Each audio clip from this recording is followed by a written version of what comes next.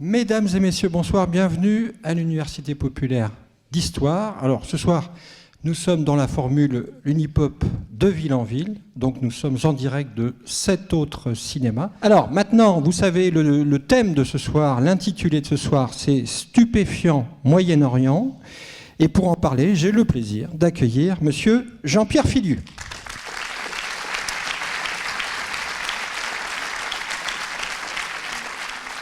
Alors, Stupéfiant Moyen-Orient, c'est le titre polysémique de votre dernier livre, édité au Seuil, qui vient tout juste de sortir. Donc, vous êtes historien, vous enseignez à Sciences Po Paris, et bien sûr, votre spécialité, nous le savons, c'est l'histoire du Moyen-Orient. Nous vous avions invité au Festival du film d'histoire, vous me le rappeliez tout à l'heure, en 2015. Vous connaissez les événements de 2015. Le thème du festival de 2015, de novembre 2015, devait démarrer le 16 novembre. C'était Ainsi Proche-Orient. Et c'est le nom de votre chronique hebdomadaire aujourd'hui au Monde. Alors, il faudrait un bon quart d'heure pour présenter toute votre bibliographie, puisque vous en êtes à une bonne vingtaine d'ouvrages. Merci d'avoir accepté notre invitation, et à vous la parole.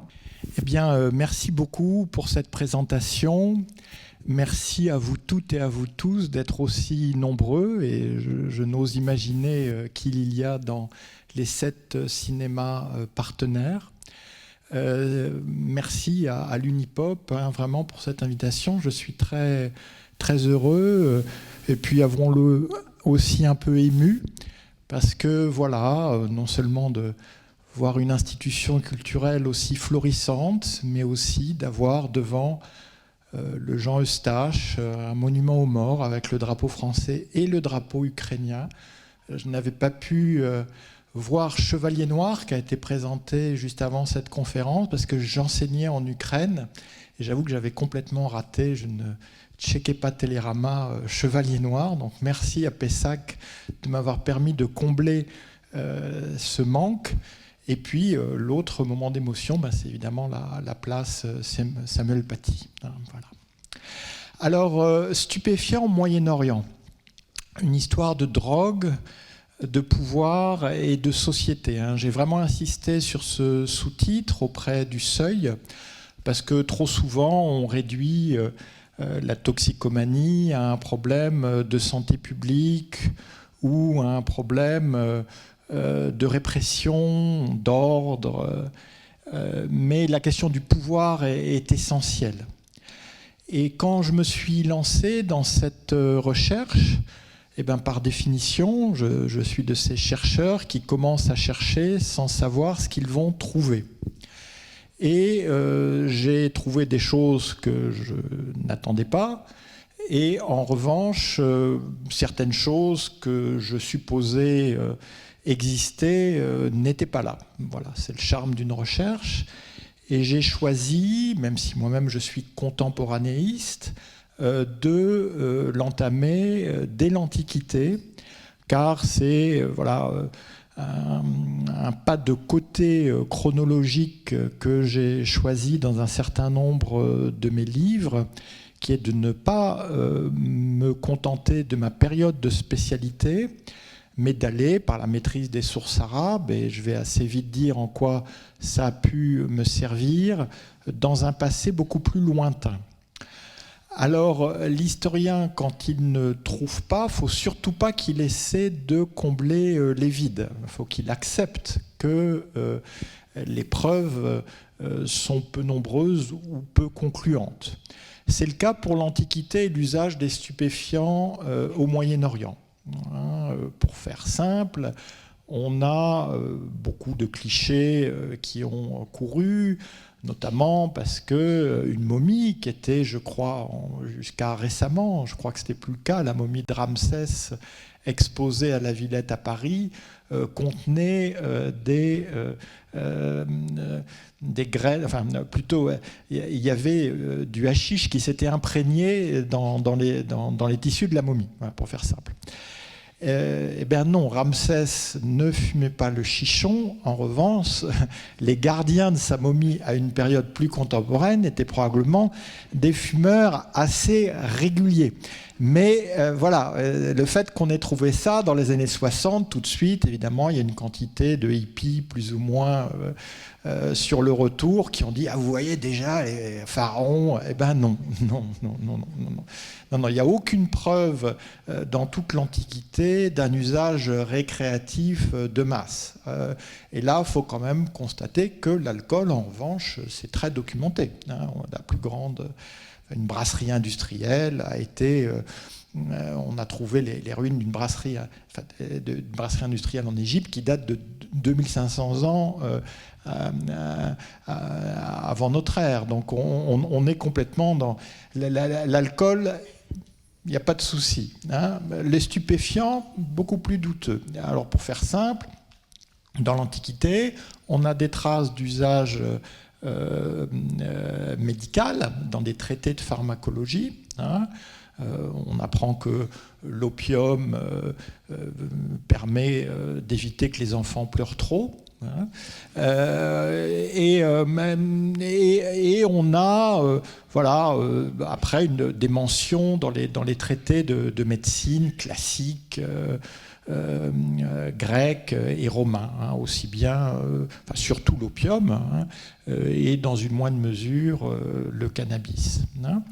Mais pour ce qui est même de l'usage liturgique, qui a fait beaucoup fantasmer, on n'en a aucune trace, sauf il y a eu une découverte récente de l'archéologie, parce qu'il faut savoir que depuis qu'on avait trouvé des traces de hashish dans la momie de Ramsès II, l'archéologie a fait des progrès, notamment la palynologie, l'étude des pollens, et donc des archéologues israéliens ont pu démontrer que dans un temple du sud du royaume de Juda, au 8e siècle avant notre ère, à Tel Arad, il y avait un usage liturgique du hashish qui était placé sur l'autel et brûlé avec du combustible animal dans le cadre de cérémonies. Voilà. Mais on n'en sait pas plus. On ne sait pas si ces cérémonies étaient fréquentes. Il y a juste eu cette trace.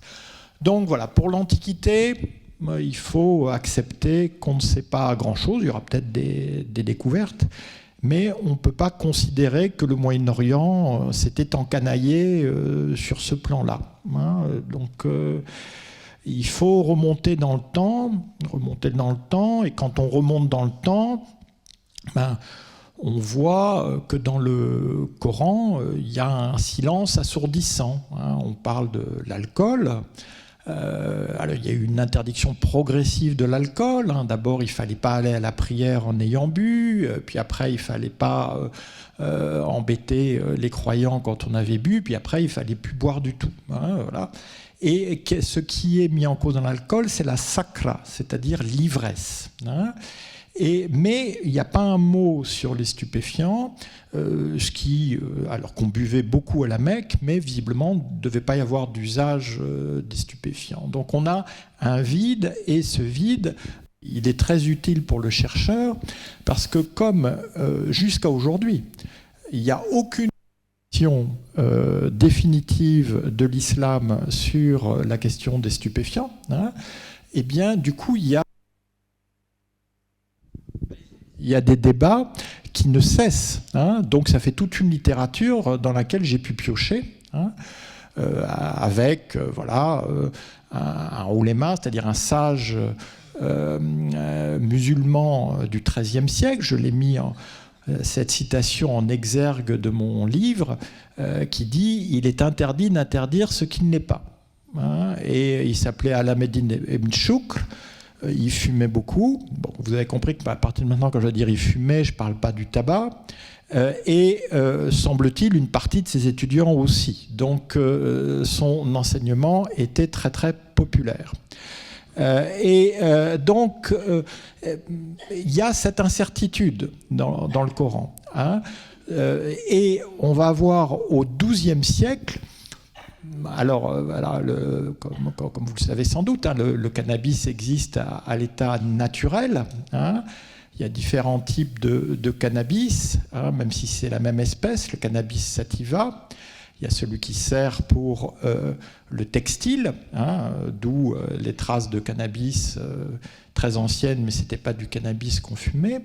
Et puis, il y a le cannabis qui contient la substance, le THC, le tétrahydrocannabinol, qui, lui, peut être trouvé dans la nature. Et donc, il y a un mystique de l'Est de la Perse qui s'appelle le Cheikh Haïdar, au XIIe siècle. Alors, c'est le récit de découverte, qui est un récit apocryphe, hein, mais qui enseigne beaucoup sur ceux qui le transmettent. C'est qu'un jour, alors qu'il était avec ses disciples, il était un peu mélancolique, et il est allé dans la campagne environnante, et il a vu une plante qui tremblait alors qu'il n'y avait pas de vent. Il l'a consommée, et ça allait tout de suite beaucoup mieux.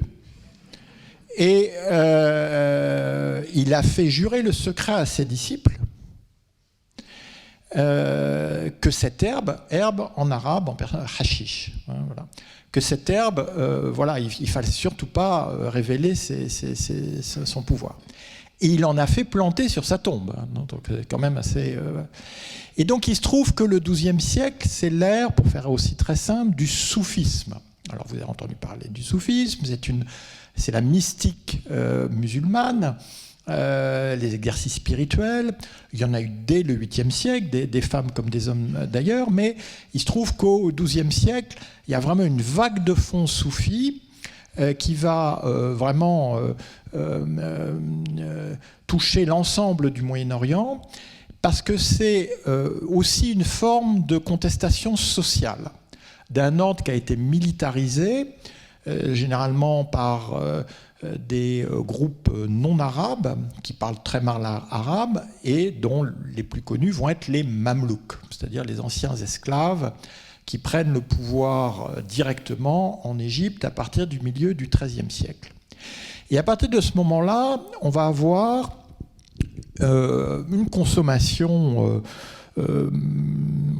dire de masse, on n'a pas les données chiffrées, mais en tout cas, dans les chroniques de l'époque, c'est très apparent.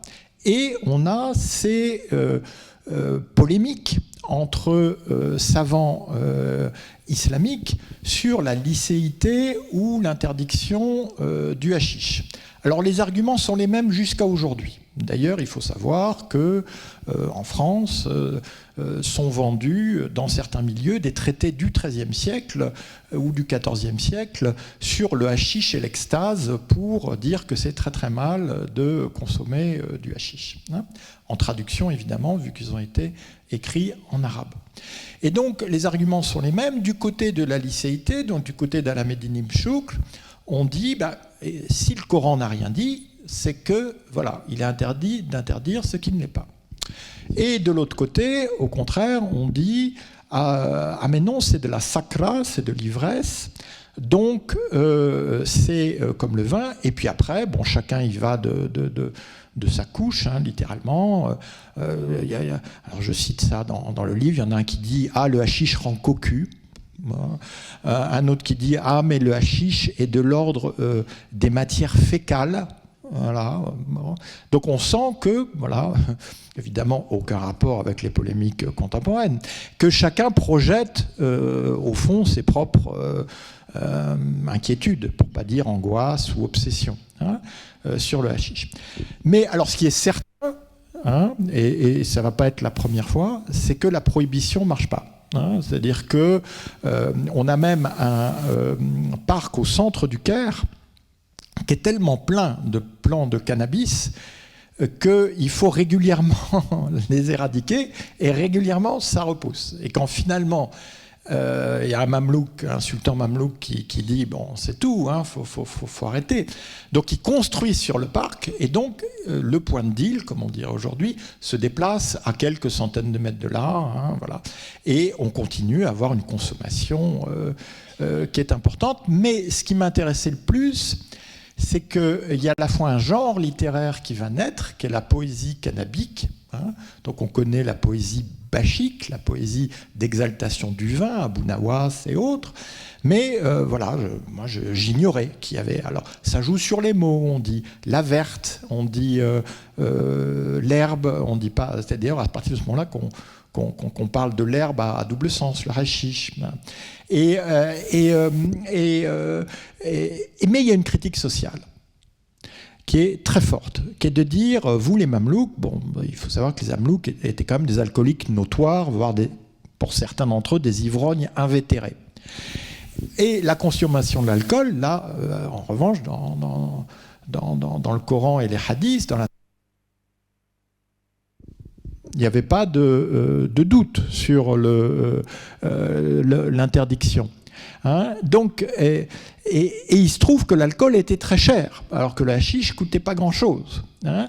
Donc il y avait une critique sociale qui était faite, hein, qui était très forte. Hein. Alors, ça c'est pour le cannabis au Moyen-Âge. Et puis on a l'opium qui lui va se répandre donc à partir des mêmes zones, hein, d'Asie centrale, l'est de la Perse, hein, et qui va être cultivé dans des terres qui produisent une excellente qualité de pavot à forte teneur. À l'époque, on ne sait pas que c'est de la morphine. Aujourd'hui, on sait qu'on peut vraiment étalonner. Hein, donc, en Perse et dans l'Anatolie. Alors, il faut savoir qu'il y a une capitale régionale de la Turquie actuelle, hein, qui s'appelle Afyoun, opium, au moins c'est clair. Hein. Donc ils lui ont donné un autre nom plus fréquentable, Karahisar, la forteresse noire, mais tout le monde sait que c'est Afyoun, opium.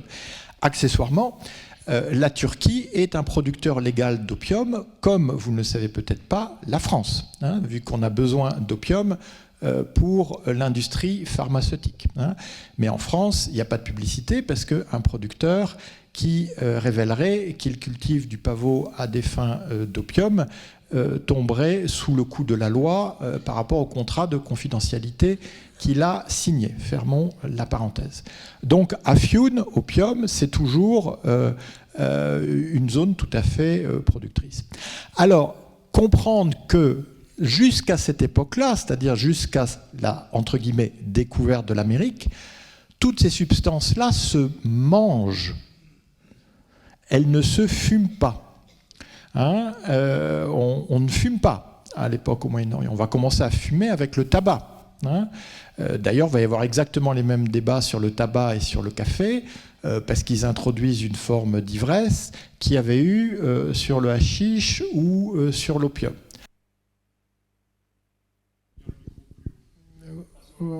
Oui, d'accord. Bon, voilà. C'est-à-dire le tenir plus haut comme ça. Pas mettre la main. Ah bah, vous me l'auriez dit, je l'aurais pas fait. Voilà. Donc ça se mange. Alors les feuilles de hashish sont toastées, grillées. Hein. Donc on les met dans une petite poche et c'est très pratique. On peut même, comme ça, en mâchouiller à la mosquée. Voilà, c'est bien, c'est discret, on n'a pas besoin de... Voilà. C'est rapporté, ou à la cuillère. Certains ont des cuillères pour prendre dans leur sac. Voilà. Ou on en fait des compotes, ou l'équivalent du space cake de l'époque. Hein, voilà. Il y a différents... mais ça, c'est par voie orale. Hein, ça se consomme par voie orale. Hein. Et donc, effectivement, il y a la révolution du tabac, hein, qui va complètement changer le mode de consommation, mais qui va faire que on va avoir grâce... Alors, en fait, on a... Alors, je vais essayer de faire... Donc, vous avez le tabac qui arrive... Bon, je ne vais pas le montrer avec des gestes, vous allez comprendre. Vous avez le tabac qui arrive de l'Amérique, et vous avez en même temps la pipao qui arrive des Indes. Et les deux ensemble vont faire la chicha, voilà, hein, qu'on appelle narguilé, hookah, pipao, comme on veut. Hein. Et donc, ça, plus l'invention des cafés, hein, ça aussi, ça suscitait beaucoup de... je parle des cafés comme lieu de consommation publique, beaucoup de polémiques chez les oulémas. Hein, non, c'est pas bien, non, au contraire. Hein, parce que promiscuité sociale, et puis voilà... Hein, à partir du moment où il y a de la chicha, hein, on peut mettre ce qu'on veut dans le tabac. Voilà. Donc, ça date du XVIe siècle, tout ça. Hein. Mais donc, tout l'imaginaire des Mille et une nuits qu'on a, il est faux.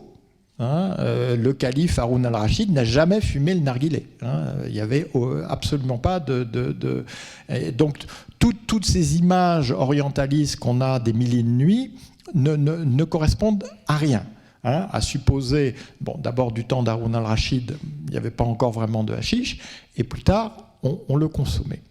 C'est d'ailleurs de cette façon que les hashichines français, hein, le club des assassins, le club des hashichines, vont consommer le hashish. Hein, donc, et c'est d'ailleurs beaucoup plus fort hein, quand on le consomme de cette façon. Parce qu'on a une histoire française de ce stupéfiant au Moyen-Orient, comme toujours. Il faut quand même qu'on... Hein, voilà, hein. Donc, alors, d'abord, les Français, hein, et c'est pourtant voilà, Sylvestre de Sacy, un de nos plus grands arabisants, mais voilà, on peut se tromper ou on peut tout simplement être la victime des préjugés de son temps. Et donc, on avait un des plus grands affabulateurs de l'histoire, qui s'appelle Marco Polo. Alors c'est merveilleux, Marco Polo, mais il ne faut surtout pas le prendre, il ne faut surtout pas sourcer, comme l'a dit Marco Polo. Marco Polo, non seulement était un mytho total, hein, mais en plus, il a écrit le devisement du monde dans une cellule qu'il partageait avec un spécialiste des romans de chevalerie. Voilà, hein, donc le résultat, c'est qu'il a inventé cette fable totale d'une secte qui, elle, a existé. C'était une secte dissidente ismaélienne qui a effectivement pratiqué le terrorisme ponctuel, l'assassinat politique. L'assassinat, ça vient d'eux. Sauf que comme ils embêtaient tout le monde, les croisés, les sunnites, les chiites, les mamelouks, les pas mamelouks, les ceci, les cela, on disait bande de drogués, hashichines, bande de drogués, bande d'assassins. Et Marco Polo, qui n'en était pas à une près, qui de toute façon est allé sur les ruines d'une citadelle des assassins 15 ou 20 ans après qu'elle ait été détruite, donc pour vous dire quand même à quel point la piste était chaude. Donc il a inventé ce récit incroyable qui nous en apprend, comme souvent, beaucoup plus sur nous que sur les populations concernées, que le vieux de la montagne, alors lui il existait, hein, c'était le chef de la secte, hein, quand il envoyait ses fidèles assassinés, avant il les avait drogués, il s'était retrouvé dans les bras de jeunes à la beauté magnifique, et quand on le réveillait, on lui disait quand tu iras au paradis après être mort en martyr, eh bien tu connaîtras les mêmes plaisirs. Je remarque que ce délire totalement orientaliste a été recyclé au moment des attentats djihadistes. Hein, cette idée que voilà, les 72 vierges, etc. etc. Hein, bon, là encore, hein, les fantasmes des uns et la réalité des autres. Mais bah, on en est là. Donc Sylvestre de Sacy au Collège de France accrédite la fable de Marco Polo. Donc évidemment, à partir du moment où le Collège de France l'a dit, tout le monde va le répéter, même si c'est sans fondement. D'où les hashichines, assassins. Hein. Alors, comment ont-ils découvert le cannabis ? Eh bien, par l'expédition de Bonaparte en Égypte. Hein. Parce qu'il faut savoir que pendant les longues nuits sur les bords du Nil, les braves petits grognards, il n'y avait pas beaucoup d'alcool sur place, donc voilà. Hein.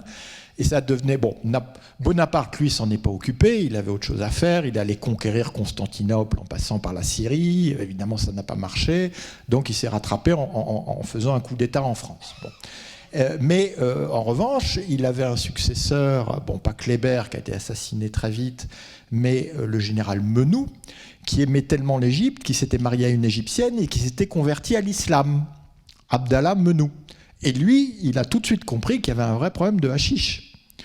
Donc, il a édicté, comme toujours, prohibition, etc. Comme toujours, ça ne marche pas, ça ne marche jamais. Hein, mais il voulait surtout protéger les petits piou-piou, qui évidemment ont trouvé un moyen pour ramener du hashish dans leur baluchon quand ils sont revenus après une défaite honteuse en France.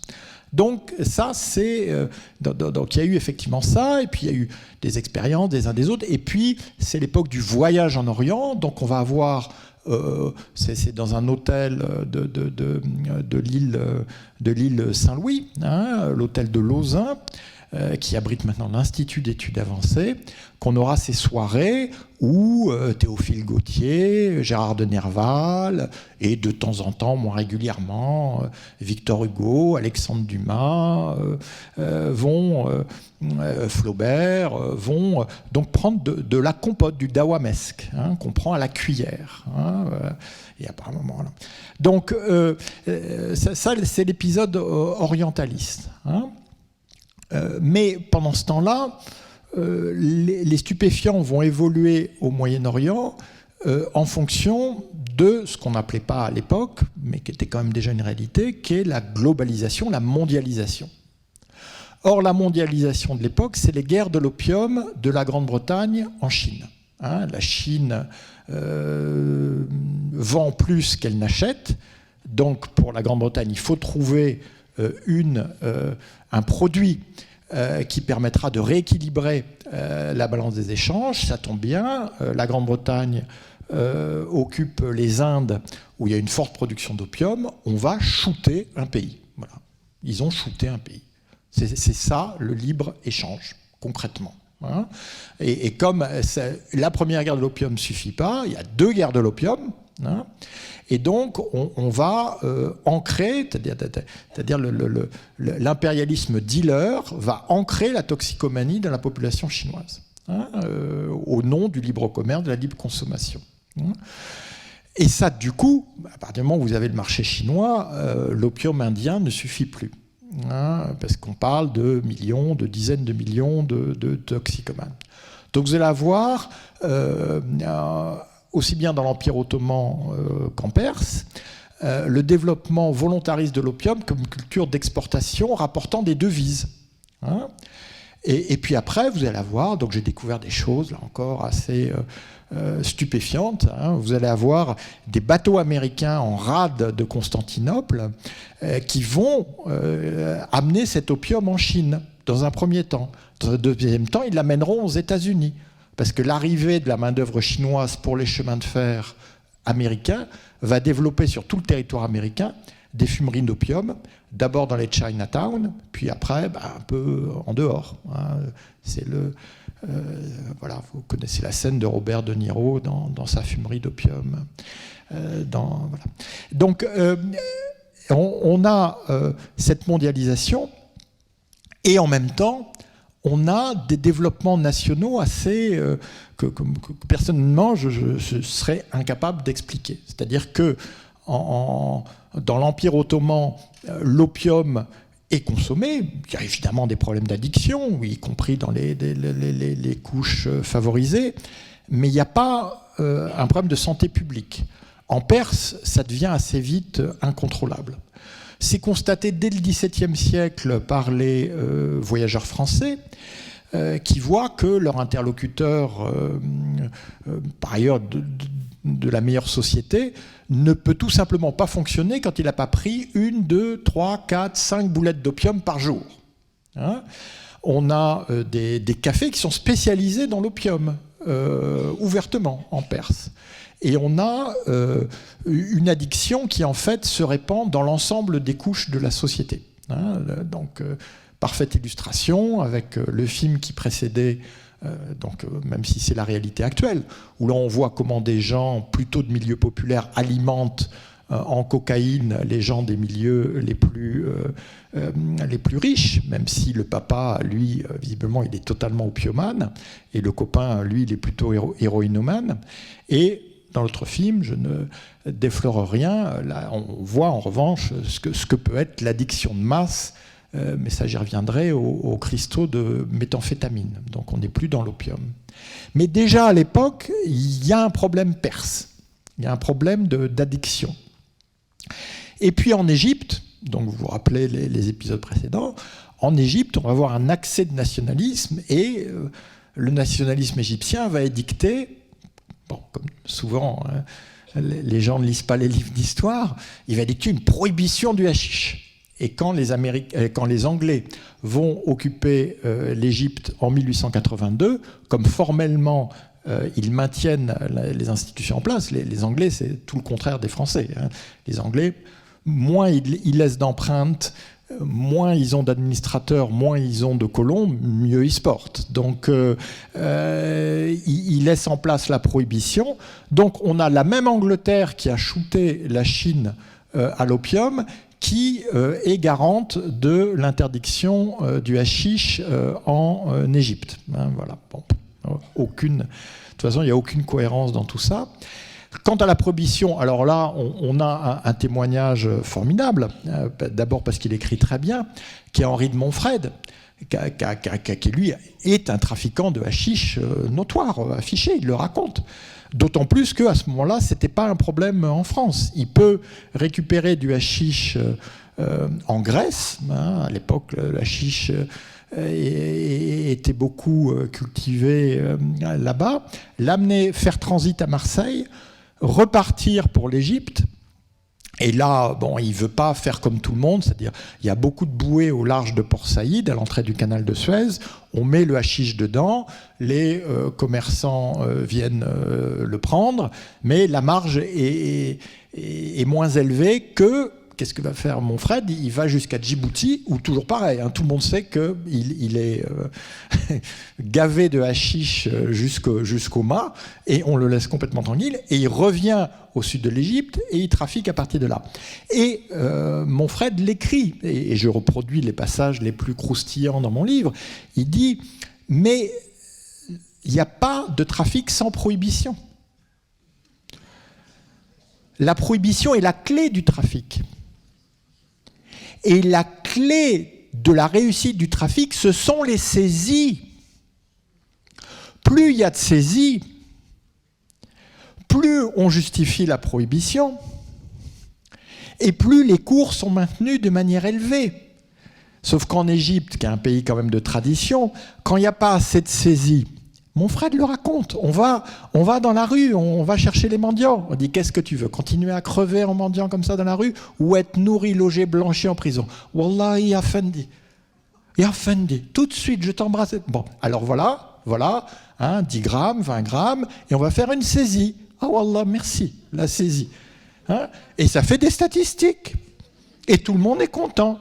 Et les trafiquants prospèrent. Et la consommation progresse. Voilà, évidemment, je ne parle que de l'Égypte. Hein. Donc, Montfred a parfaitement raconté ça. Alors là, quand on arrive à l'époque contemporaine, on a toujours évidemment la dimension de la mondialisation, qui est très importante, mais on a, ce qui est merveilleux avec le protestantisme anglo-saxon et le moralisme anglo-saxon, c'est la capacité à passer d'un extrême à l'autre. Donc les mêmes qui ont shooté la Chine vont dire maintenant « Ah, la drogue, c'est mal. C'est très très mal. Hein, les ligues de tempérance, etc. » Les mêmes qui vont aboutir avec le succès fabuleux que l'on sait. Je suis un grand fan des Incorruptibles. Moi, il me faut au moins un épisode d'Eliot Ness par semaine. Mais enfin, ça prouve quand même que la prohibition de l'alcool... en termes de santé publique, de baisse de la délinquance et d'ordre général, ça n'a pas été un grand succès. Ce n'est pas un problème. Les ligues de tempérance ont décidé que la drogue c'était mal et les États-Unis étant ce qu'ils sont, ils vont réussir à imposer ça dans le droit international avec les premières conventions pour l'interdiction de l'opium. Et là, on a le délégué égyptien qui arrive et qui dit « Mais le hashish est bien pire, on a des millions de fous, de malades en Égypte à cause du hashish. » Bon, tout ça est totalement de l'ordre de la propagande, mais c'est une façon pour eux d'affirmer leur côté prohibitionniste, nationaliste, indépendant, alors même qu'ils sont encore dans l'orbite britannique. Et donc, on va associer le hashish et l'opium dans toutes ces substances. Voilà. Et donc, on va avoir des protocoles et on va dire, voilà, si vous signez les protocoles, vous pouvez devenir des producteurs agréés d'opium pour l'industrie pharmaceutique Et vous imaginez qu'avec la Première Guerre mondiale, la demande de laudanum va être énorme, énorme. Donc, on a les ligues de tempérance, on a les laboratoires, et puis on a des jeux nationaux. Donc à Atatürk, Mustafa Kemal dit Atatürk, même s'il ne sera appelé Atatürk, soit le père des Turcs dans la toute fin de sa vie, à partir de 1937, le fondateur de la Turquie moderne, il n'a pas parfaitement compris. Donc il négocie pied à pied ses quotas de production d'opium. Et il dit, tant que j'ai pas de quotas, moi j'ai des laboratoires. Il fait venir des Japonais, il fait venir des Italiens, il fait venir... Constantinople, il y a des laboratoires qui fonctionnent vraiment au vu et au su de tout le monde. Il y a une très forte demande, c'est les années folles en France. Voilà, il y a une très forte demande. Et donc, on a... la Turquie obtient finalement des quotas importants. Et puis on a la Perse, et dans une situation encore plus dégradée, l'Afghanistan, qui essaie de négocier des quotas, mais comme il n'y a pas d'État, donc il y en a un peu en Perse, mais il n'y en a pas du tout en Afghanistan, on voit bien qu'ils ne sont pas capables. Alors qu'en Turquie, bon, il y a un peu de coulage par-ci par-là, mais l'État est fort. L'État peut dire, voilà, on produira tant, et puis on réprimera les autres, alors qu'en Perse, voilà, on voit que... Et puis il y a toujours la mondialisation. La Perse avait beaucoup exporté d'opium en Chine. À partir du moment où le Japon intervient en Chine, le Japon, dans les provinces qu'il contrôle en Chine, Mandchourie, Formose, ce qui va devenir Taïwan, va utiliser et importer en masse de l'opium perse. Voilà, donc ça, c'est ce qui se passe. Et puis on a l'Afghanistan, où là, l'État est encore plus faible, mais l'opium a une teneur encore plus forte en morphine. Donc ça intéresse beaucoup de monde. Mais l'Afghanistan n'est pas assez puissant pour négocier des quotas. Voilà. Alors quand on arrive à l'après-guerre, je fais ça assez rapidement, de toute façon on aura le temps pour les questions. D'abord, on se rend compte qu'il y a une zone qui a été relativement épargnée au Moyen-Orient, c'est la Palestine, qui était une zone de transit des zones de production de hashish qu'il y avait en Syrie, mais surtout au Liban, dans la plaine de la Bekaa, où le mandat français a laissé ça totalement prospérer. Donc il n'y avait pas une régie du hashish comme il y avait une régie du opium en Indochine, mais on savait bien que c'était des zones frondeuses, donc les Français ne voulaient pas perturber ce trafic. Donc on a, par la mer, par la terre, comme toujours, et je finirai avec aujourd'hui l'Arabie et le Captagon, on a un marché égyptien qui est un marché inextinguible pour le hashish. En plus, il y a la prohibition, donc c'est merveilleux, donc on peut faire des bénéfices. Donc, mais la Palestine, à la fois la population arabe locale n'est pas intéressée, et les immigrants sionistes, il y a une éthos de l'immigrant, de la régénérescence du juif en Terre Sainte, qui font qu'ils ne touchent pas du tout à ça. Bon, je vous le dis tout de suite, aujourd'hui, on pense qu'Israël est, avec l'Islande, le pays qui fume le plus. Donc, les choses peuvent évoluer par habitant. Sinon, les pauvres Islandais, ça ferait vraiment beaucoup. Donc, on a des recompositions qui correspondent aux recompositions politiques. Mais on va avoir aussi une autre mondialisation qui est celle de la fameuse French Connection, qui est donc l'arrivée de l'héroïne aux États-Unis par la mafia corse, mais dans une moindre mesure marseillaise, mais c'est surtout les Corses, qui ont des chimistes qui travaillent avec l'héroïne, qui travaillent avec l'opium, qu'ils transforment en héroïne, qui vient de Turquie ou du Liban. Voilà. Et alors au Liban, ça va évoluer. Donc, moi, j'ai retrouvé des comptes rendus d'audience où on dit aux chimistes, mais enfin, comment vous faisiez pour appeler, voilà, comment vous contactiez vos relais en Europe. Et c'est ça, il y avait les Syriens, il y avait un officier syrien, parce que la Syrie, à partir de 1976, occupe la plaine de la Bekaa. Donc Assad, le père, mais qui ne vaut pas mieux que Assad, le fils, avait délocalisé, donc c'était bien, on dit, c'est pas en Syrie, c'est comme pour les terroristes, c'est pas en Syrie, c'est au Liban, c'est pas nous. Par contre, on peut vous aider. Si vous avez des problèmes de drogue, si vous avez des problèmes de terrorisme, on peut aller au Liban pour vous aider, voilà, dans ces espèces de cycle infernal. Et donc, les chimistes disaient, les officiers, ils nous passaient leur téléphone militaire. Voilà, donc c'était... les cargaisons étaient escortées par l'armée d'Assad. Et donc, bon, ça devient un gros problème, pas tellement au Moyen-Orient, mais entre la France et les États-Unis. Nixon déclare la guerre à la drogue. Je ne commenterai pas. Déclare la guerre. Et donc, évidemment, la guerre à la drogue, c'est toujours la guerre à quelqu'un d'autre. C'est jamais la faute du pays ou de la société ou des politiques. Donc, s'il y a de l'héroïne aux États-Unis, c'est à cause des Français. Donc, les Français vont faire le ménage, la French Connection va s'effondrer, et du coup, il va y avoir une Sicilian Connection. Parce que, évidemment, comme la demande aux États-Unis ne faiblit pas, bien au contraire, du coup, ce sera la mafia sicilienne qui va s'implanter. Et puis, on aura chaque strate de guerre au Moyen-Orient, et il y en a quand même beaucoup, va amener un nouveau partenaire dans le trafic de drogue.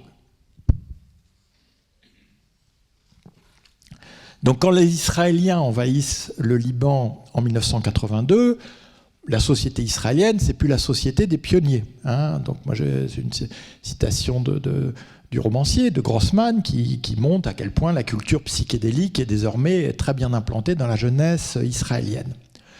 Donc là, il va y avoir entre la zone de production de la Bekaa et le marché porteur d'Israël un lien qui va se faire par le Hezbollah, c'est-à-dire la même milice qui est censée lutter contre les Israéliens, va en fait trafiquer avec eux du hashish, mais aussi de plus en plus d'autres choses, sur l'idée que mais on trafique avec l'ennemi, donc c'est mauvais pour lui, donc c'est aussi de la résistance. Bon, je vous épargne les réflexions.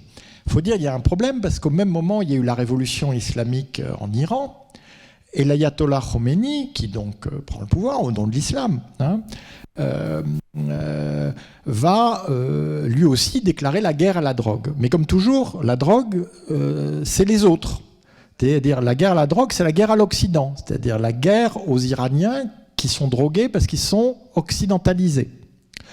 Donc on va avoir des opérations de sevrage extrêmement violentes. Il va y avoir des scandales, parce qu'il va y avoir des dizaines de morts dans les centres dits de rééducation. En fait, on va se rendre compte que c'est pas tenable. Donc, la République islamique va s'installer sur ce sujet comme sur le reste dans la schizophrénie. C'est-à-dire qu'elle interdit, tout en sachant que la consommation est massive et même en progression. C'est tout le drame des patriotes iraniens que vous verrez dans la loi de Téhéran. Donc on va édicter des lois, des décrets, et puis on va appliquer la peine de mort. Alors, par rapport à la loi de Téhéran, maintenant ça a changé, c'est plus pour quelques dizaines de grammes, il faut quand même arriver à 1 kilo pour être condamné à mort, mais de toute façon, on l'a vu dans la répression du mouvement Femmes, Vie et Liberté, on n'avoue jamais qu'on pend un prisonnier politique. C'est toujours un trafiquant de drogue. Et donc, surtout au Baloutchistan, qui est la zone frontalière avec l'Afghanistan, qui est une zone frondeuse, donc on va allègrement pendre en disant que voilà, ce sont des trafiquants, alors que ce sont pour beaucoup d'entre eux des opposants. Et puis on a l'Afghanistan, hein, qui va devenir à lui seul le producteur de 90% de l'héroïne mondiale.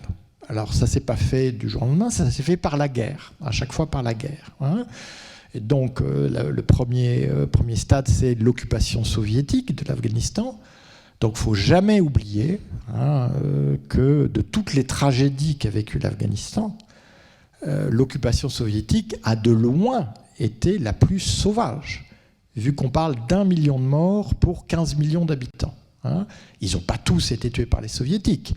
Il y a eu ceux qui sont morts de faim, il y a eu ceux qui sont morts de maladie, et puis il y a ceux qui sont morts dans les guerres internes entre les différentes milices.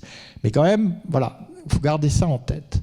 Donc, comme les États-Unis avaient décidé de lutter indirectement contre les soviétiques, mais sans l'afficher, en fait, les différentes milices anti-soviétiques ont toutes commencé, quand elles le pouvaient, dans les zones productrices d'opium, hein, à constituer leur propre réseau, leurs propres ateliers, hein, de transformation de l'opium en héroïne. Et progressivement, ça a grimpé. Hein, quand les soviétiques s'en vont, il y a la guerre civile entre les milices anti-soviétiques et de nouveau la production monte. Hein. Et puis arrivent les talibans qui établissent un ordre théocratique, mais n'oublions jamais qu'à l'époque il était relativement populaire en Afghanistan parce qu'elle n'en pouvait plus de la guerre des milices. Hein. Et donc le Mollah Omar, le chef des talibans, va en 2000 édicter une fatwa, c'est un des très rares textes islamiques aussi clairs, qui dit la culture du pavot est illégale, la production de l'opium est illégale, et évidemment la consommation est illégale. Alors pourquoi fait-il cette fatwa ? Il le fait parce qu'il a l'impression qu'il peut avoir ainsi une monnaie d'échange avec les États-Unis et l'Occident en général. Sauf que ce que veulent les États-Unis et l'Occident en général, c'est Ben Laden. C'est pas, les Européens sont peut-être intéressés au niveau des stupéfiants, parce que l'essentiel de l'héroïne afghane arrive en Europe. Hein, mais les États-Unis, pas du tout. Leur héroïne, elle arrive du Mexique. Donc, non seulement les Américains ne saisissent pas la main tendue, mais ils poursuivent les sanctions. Et évidemment, après le 11 septembre 2001, c'est tout à fait légitime. Et c'est d'ailleurs soutenu par l'unanimité du Conseil de sécurité. Il y a l'offensive contre les talibans et contre Ben Laden qui lui arrive à s'échapper, mais les talibans s'effondrent. Alors, les talibans sont tombés en quelques semaines. Je suis de ceux qui affirment que la rapidité de cette chute n'est pas seulement due à la violence, l'arbitraire, la tyrannie des talibans qui est avérée, mais à l'interdiction de la culture du pavot, qui a brisé le lien qu'ils avaient avec la paysannerie afghane. Et donc la fin des talibans signifie le retour de tous les seigneurs de la guerre, producteurs d'opium et trafiquants d'héroïne. Donc on va avoir... En plus, c'était une république islamique. Il faut savoir que la coalition occidentale est allée en Afghanistan pour établir une république islamique.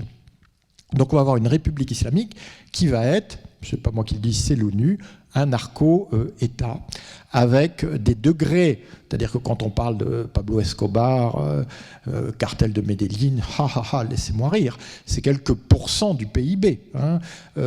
En Afghanistan, on est à 10%, 20%, 30% du PIB, hein, qui sont fournis par l'opium et l'héroïne. Hein. Mais comme tout ça va en Europe, ce n'est pas la priorité de Bush ou d'Obama, hein, pas du tout.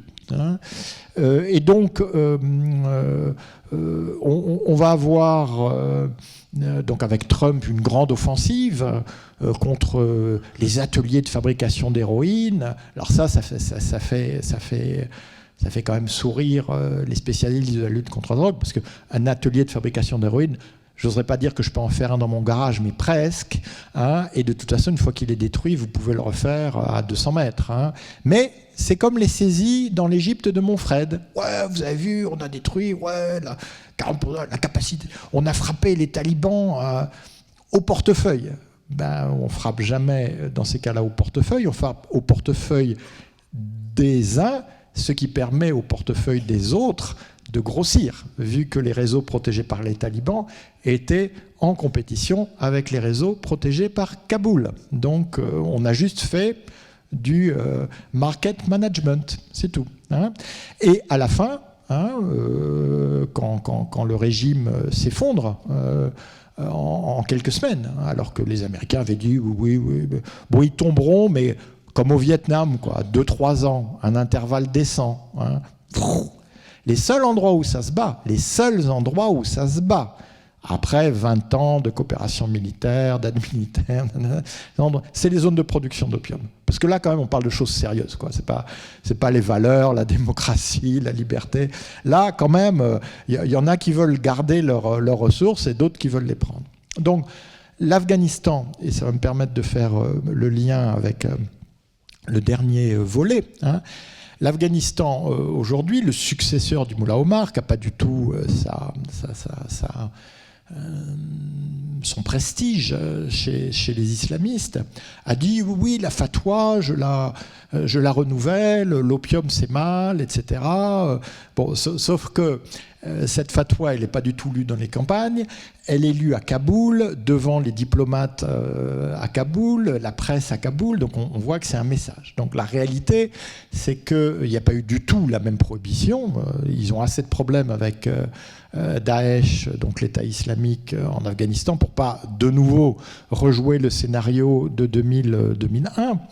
Mais en fait, ils sont passés aux drogues de synthèse. Et donc ça, c'est la phase dans laquelle on est aujourd'hui, qui est que les drogues de culture que j'ai évoquées, avec leur folklore, l'orientalisme, etc., sont en train pratiquement partout de céder face aux drogues de synthèse au Moyen-Orient, qui est un des plus gros producteurs au monde. Hein. Alors, la drogue de synthèse, du point de vue du trafiquant, c'est merveilleux, ça ne coûte pas grand-chose, mais surtout, ça permet de s'abstraire à la fois du cycle des saisons et des humeurs des paysans. Voilà, on n'est pas obligé d'aller dans la bécade, dire « Alors, comment ça va, Mahmoud et les enfants et tout? Et la récolte cette année, ce sera bien, oui, oui, bon, non, c'est fini, on a son atelier. Hein. On a son atelier, ça coûte rien à faire. Hein. Donc, quelles sont aujourd'hui les drogues de synthèse qui ravagent le Moyen-Orient et qui commencent à arriver par le Moyen-Orient jusqu'en Europe, même si de toute façon l'Europe elle a déjà de quoi faire avec ce qui lui arrive d'Amérique, d'Afrique et ce qui est produit sur place. Donc on a d'abord les cristaux de méthamphétamine. Hein, donc ça c'est dévastateur, c'est ce que vous verrez dans la loi de Téhéran, si vous l'avez déjà vu. C'est donc ce qu'on appelle en persan le chiché, c'est-à-dire le vert, même si le sous-titreur français a mis le crack, c'est pas du crack, hein, c'est de la méthamphétamine, donc c'est extrêmement addictif et c'est très facile à fabriquer et voilà, vous verrez d'ailleurs dans l'autre terrain qu'il y a même des exportations d'ores et déjà vers le Japon, vers d'autres pays, c'est pas uniquement consommé sur place. Sauf que là, on est passé. Donc, aujourd'hui, le problème d'addiction en Iran est tragique. mais parce qu'il est à la mesure de la faillite totale de la République islamique, hein, de son hypocrisie totale. Hein. Les Iraniens appellent d'ailleurs leur pays Nifakistan, le pays de l'hypocrisie. Hein. Afghanistan, Nifakistan, Turkménistan. Voilà, bon, c'est un peu triste. Mais donc, on a un problème on a des millions d'Iraniennes et d'Iraniennes, mais je ne fais pas de la propagande, qui sont camés, hein, qui sont toxicos, qui sont dépendants. C'est pas voilà, c'est pas du tout des situations qu'on peut imaginer à ce point, ou peut-être avec les opioïdes aux États-Unis. Hein. Mais là, on parle de millions de personnes. Et dans ces millions de personnes, on a maintenant, les opiomanes sont minoritaires, les héroïnomanes sont minoritaires, c'est le chiché. Hein. L'Irak, sous Saddam Hussein, qui avait tous les défauts du monde, était très protégé des drogues. Depuis 2003, c'est free for all. Et aujourd'hui, ce qui arrive en masse, ce sont justement les drogues de synthèse. Et puis, il y a le régime Assad. Donc Bachar al-Assad, le fils de Hafez. Donc Hafez, on a vu, il faisait attention de délocaliser au Liban. Bachar, il n'a pas ce type de prévention. Hein. Vous savez, Bachar al-Assad, il a gazé sa population, on ne lui a rien fait. Il a expulsé la moitié de sa population, on ne lui a rien fait. Il a commis massacre sur massacre sur massacre. Les Russes sont venus l'aider pour finir le travail. Poutine le reçoit comme un allié et Xi Jinping aussi. Donc, mettez-vous à la place de Bachar al-Assad, que je connais un petit peu, hein, même si ça fait quand même un certain temps qu'on ne s'est pas vu pour des raisons évidentes. Il n'y a pas de raison de se gêner. Donc, Bachar al-Assad a transformé son pays, parce qu'il n'y a plus rien en Syrie. Hein. C'est-à-dire, il a, entre guillemets, gagné sur un champ de ruines. Et il ne veut pas que les réfugiés reviennent, parce que le réfugié ramènerait la contestation. Vous pensez bien que des gens qui ont été expulsés par Assad, si jamais ils reviennent, ce ne sera pas pour rester quoi ? Actuellement, vous avez une ville dans le sud de la Syrie qui s'appelle Soueida, qui est en dissidence ouverte depuis plus d'un mois. Et une des raisons de cette dissidence, c'est le trafic de drogue. Suspense. Eh ouais. Je soigne mes effets.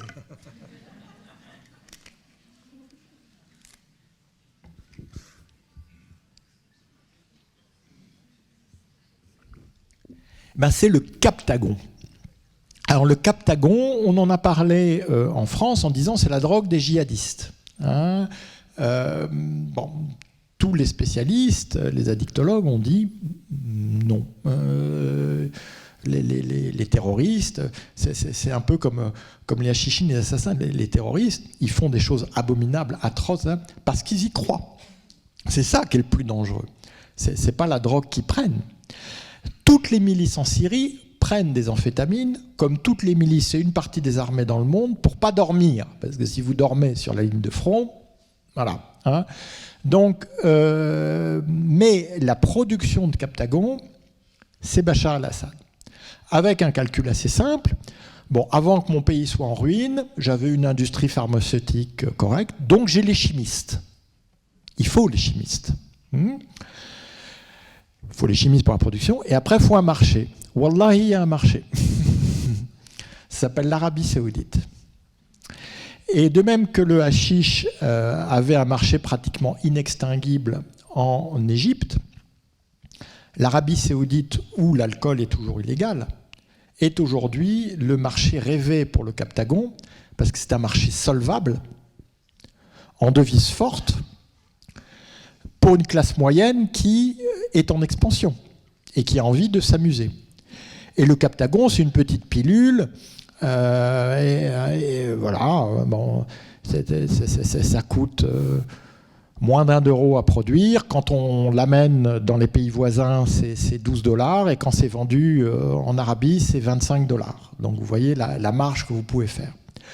Donc, les économistes estiment en milliards de dollars ou d'euros, à ce niveau-là, ça ne compte plus, les ressources du Captagon pour le régime Assad. Et il y a encore des gens qui se prétendent réalistes, qui disent « Ah ben, faut quand même traiter avec Assad, il faut être réaliste. » C'est ce qu'ont décidé de faire les monarques du Golfe. Parce que même s'il n'y a aucune statistique officielle, vu qu'officiellement, dans ces pays, à part le Koweït, la toxicomanie n'existe pas. Ils voient bien quand même qu'ils ont une partie de leur classe moyenne, pour parler simple, qui est en train de virer du côté très sombre de la force, y compris les femmes. Parce que le Captagon se répand dans les salons de coiffure, les salons de beauté, où ses propriétés amincissantes sont mises en valeur, hein, parce que c'est un anorexique. Hein. Donc c'est formidable, on peut briller en soirée, il n'y a pas d'odeur, il n'y a pas de, voilà, il y a pas de signe extérieur, bon, on est un petit peu excité, quoi. Mais, et puis très vite, c'est addictif. Mais ça, évidemment, on n'en parle pas à ceux qu'on veut attirer. Donc, le raisonnement a été tenu, hein, raisonnement Madame Michu, ah, voilà, hein, il y a de la drogue en Syrie, on va traiter avec Bachar el-Assad et il y aura moins de drogue en Syrie. Alors là, c'est rien comprendre au Assad. Depuis que les Assad sont au pouvoir avec le père en 70, ce sont des pompiers pyromanes. Les terroristes, ils jouent avec, on vient les voir et du coup, ils alimentent le terrorisme pour qu'on continue de venir les voir. Et c'est exactement la même chose qui se fait pour les stupéfiants. Donc ma prochaine chronique dans le monde, ça s'appelle ainsi Proche-Orient, c'est tous les dimanches à 7h du matin, je vous livre déjà, hein, ça sera sur le Captagon et comment, voilà, à une semaine d'intervalle, il y a eu une quantité équivalent à 1 milliard de dollars. 1 milliard de dollars de Captagon qui a été saisi à Dubaï. Merci les Émirats qui ont essayé de convaincre tous les États arabes de normaliser avec Bachar. C'est comme ça que Bachar les remercie. Et une semaine après, un petit 100 millions de dollars de Captagon interceptés en Arabie. Sauf que, rappelez-vous mon Fred, pendant qu'on a intercepté ça, d'après vous, quelle quantité est rentrée, hein? Donc, on est dans cette espèce de spirale où, évidemment, j'ai même assisté avec le père à des réunions où on disait à Fayez al-Assad, mais enfin, ce terroriste que j'ai... Mais redites-moi le nom. Oh, ah bon? Faut vérifier. Hein. Le gars avait pignon sur rue, c'était Carlos, c'était des gens comme ça. Mais là, c'est pareil. Captagon, mais ça a l'air vraiment très grave. Ce que vous... je vais vérifier.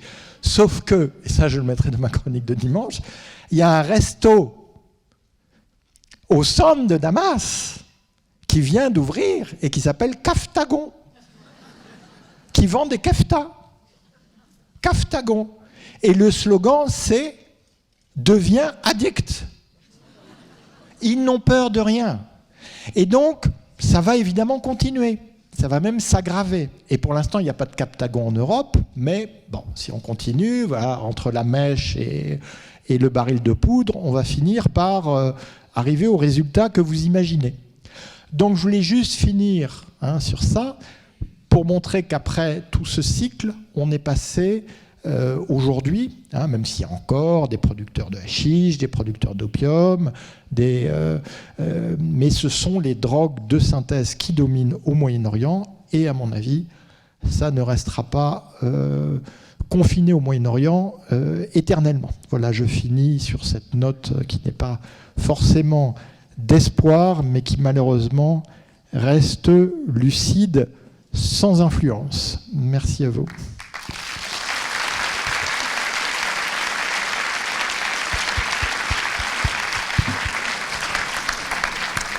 Merci beaucoup. Alors donc il nous reste un petit temps évidemment pour échanger avec Jean-Pierre Filiu. Donc n'hésitez pas à lever la main à P5. Et dans les autres salles, vous voyez bien sûr le numéro de portable qui s'affiche. Et donc vous pouvez envoyer vos questions par SMS. Alors, là... en haut. Voilà. Je vous amène le micro, mesdames.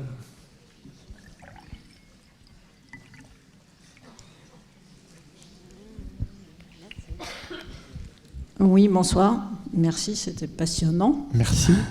Et assez flippant, je dois dire. En ce qui concerne justement cette évolution, qu'est-ce qui va se passer pour les producteurs, par exemple en Afghanistan, qui vivent de l'opium? Parce que j'imagine que ça va poser quelques petits problèmes politiques quand même sur place.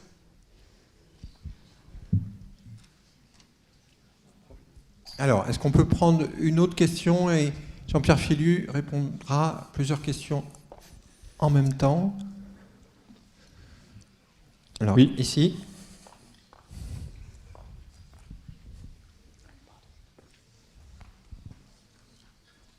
Merci. Oui, c'est assez bouleversant tout ce que vous nous avez dit.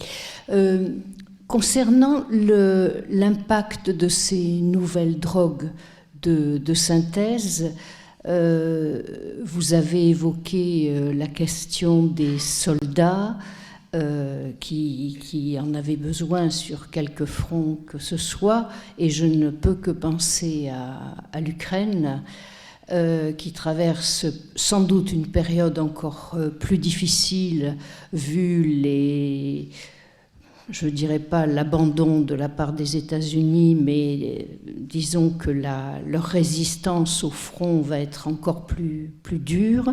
Est-ce qu'ils ne peuvent pas être... Alors je ne connais pas l'antériorité des circuits de la drogue en Ukraine, mais est-ce que cet état de guerre et l'état dans lequel sont à la fois les soldats et la population civile ne peut pas attirer une nouvelle circulation de ces drogues, voilà.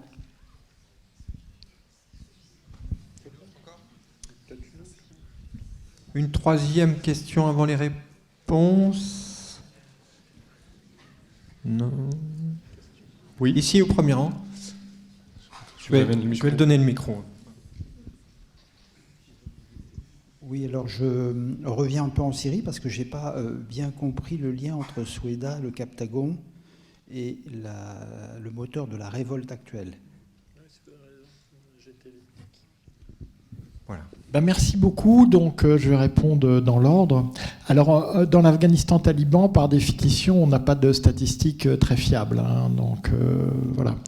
Donc, et même les observations satellites sur la production de pavots, elles sont aléatoires.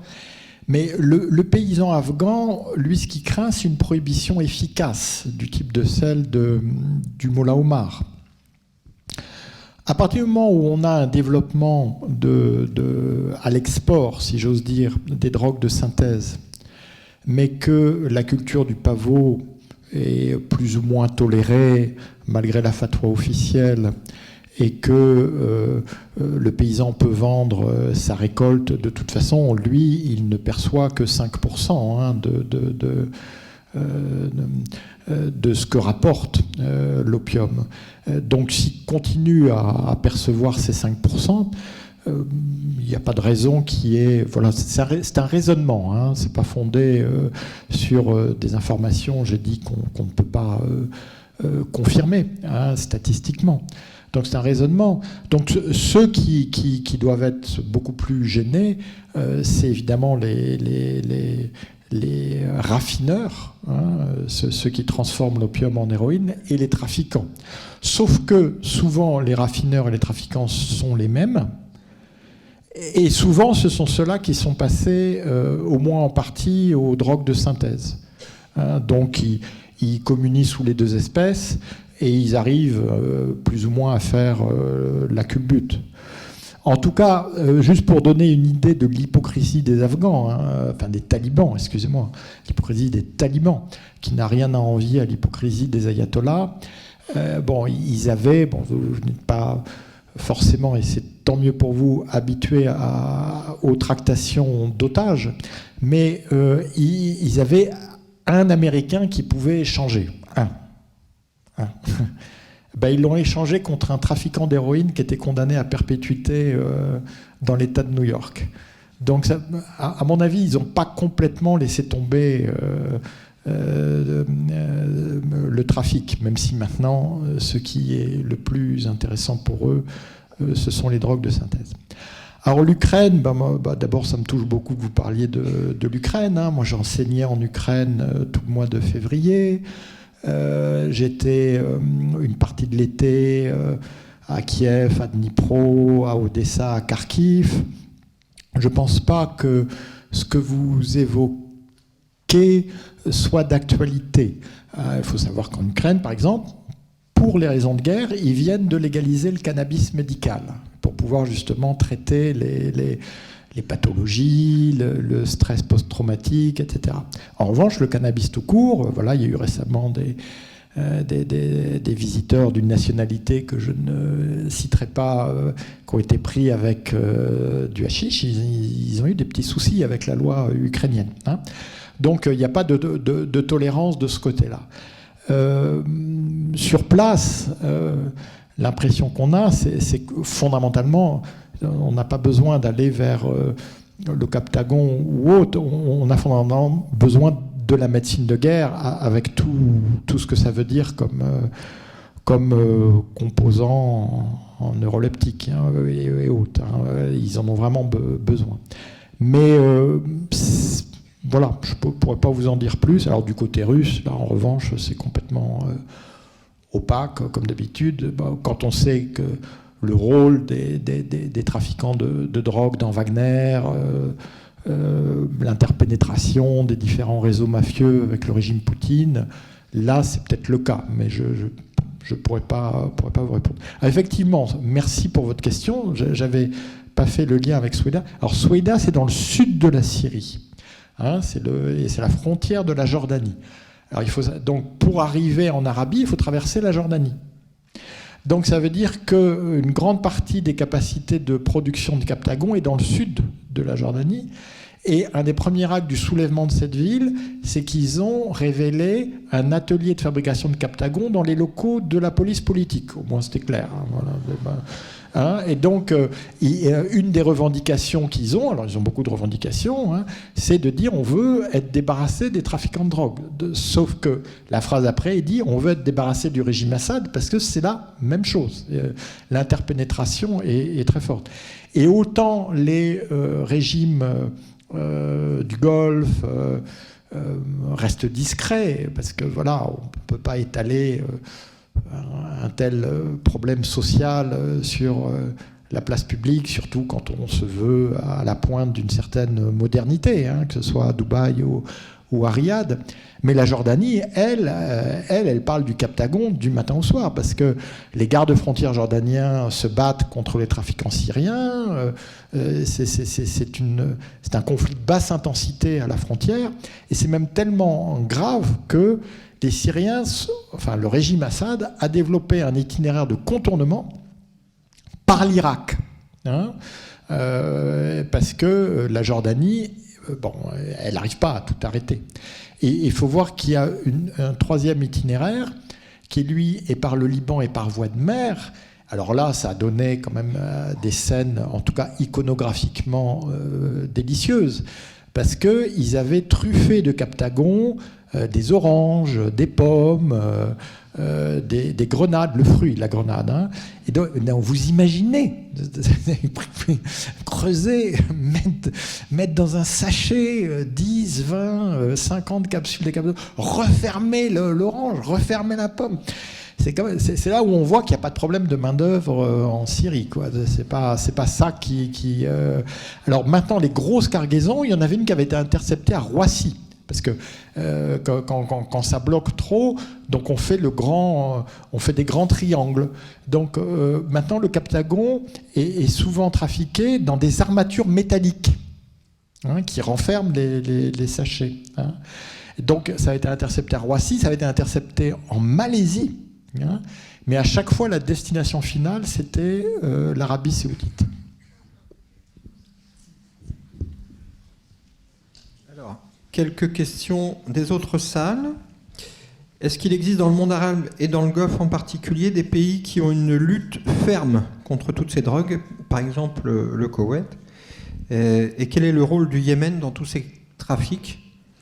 Et une autre question question, faudrait-il légaliser comme l'alcool pour éviter les catastrophes sanitaires? Alors ça, vous me permettrez de sortir mon joker pour la dernière question. Chacun est grand citoyen et voilà.